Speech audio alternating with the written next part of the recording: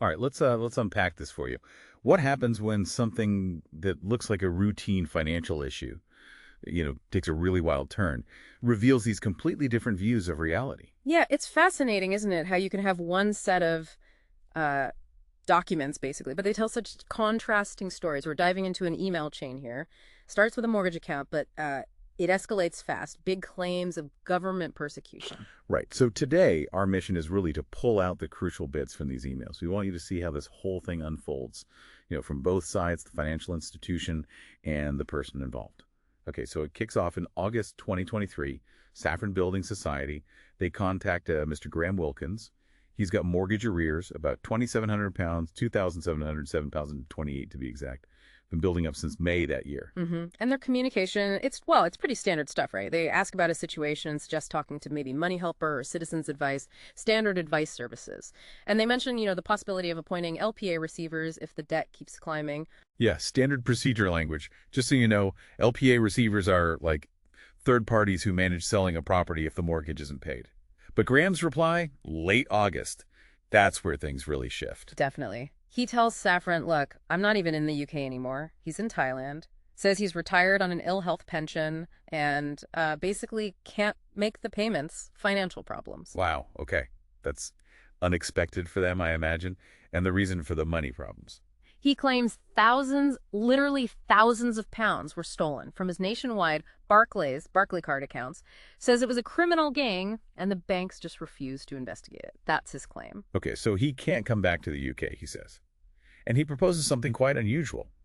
He suggests Saffron Building Society should arrange to sell the property it's owned by his company, apparently, for Sedgemoor Drive, Dagenham, to get the money back, rather than repossession. And Saffron, they respond in early September 23. They acknowledge what he said. They actually offer to arrange the sale, but crucially, only if he signs the property over to them. Makes sense from their perspective. Exactly. And they outline the potential costs.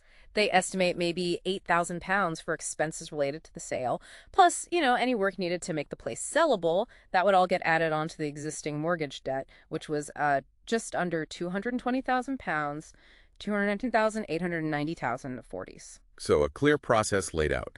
And Graham keeps asking for updates on the sale right through into late 2024. Yeah, he's chasing it up. But then, late October 2024, things take another twist. Okay, what happens? Saffron tells Graham their solicitors, a firm called TLT, have found something out.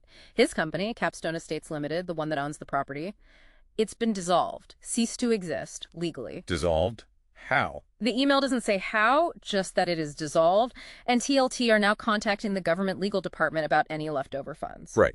And this seems to be the trigger point for Graham. It really does, because shortly after that news, he sends this undated email, probably just after October 24, sends it to lots of people, claims his phone's been hacked, says the British government is, and this is his quote, continuing their persecution against him. Persecution? Yeah.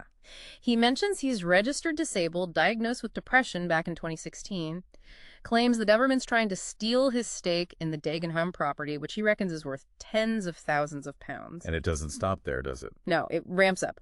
He claims the government, quote, destroyed my property development and illegally dissolved my company, Capstone Estates Limited. Why? Because of hacked communications, he says. Hacked communications, leading to company dissolution. That's a serious allegation. Very serious. He also claims GCHQ or the NSA are hacking all his calls and emails. And his proof. He points to hundreds, possibly thousands of those mailer demon emails. The delivery failure bounce backs. Right, the automated email failure notices. Okay, and he mentions his location again. Yes, now he says he's in the UAE. And claims that just this week, hundreds of pounds were stolen from his nationwide accounts. Says he's only got £500 left to fly to the Maldives. Maldives. Wow. The narrative keeps expanding. What does he want the recipients of this email to do? His urgent plea is for them to contact his union, ASLF. Gives his membership number. Wants them to get Thompson's solicitors appointed. He notes he was an ASLF train driver when, quote, all this began in 2018. So let's pause there. What does this all mean for you listening? We've tracked how a seemingly straightforward financial problem. A mortgage default, basically. Yeah, the default, how it's seen through these two incredibly different lenses. You've got the building society's view, procedural, factual, based on the loan agreement. And then you have the individual's perspective, deeply personal, involving claims of theft, hacking, government persecution, dissolved companies. a completely different reality. It really highlights the challenge, doesn't it? When these institutional processes meet someone whose personal reality includes such extreme allegations. Absolutely. And it poses a question for you, I think. What can we take from this deep dive? How do we navigate these situations where personal crisis, perhaps mental health struggles intersect with these rigid systems, especially when the individual's narrative is so dramatic and involves such serious accusations against powerful entities? It's a really stark example of how the same set of facts, the arrears, the property, the dissolved company, can be woven into vastly different stories based on experience and perception. Definitely something to mull over long after this deep dive finishes.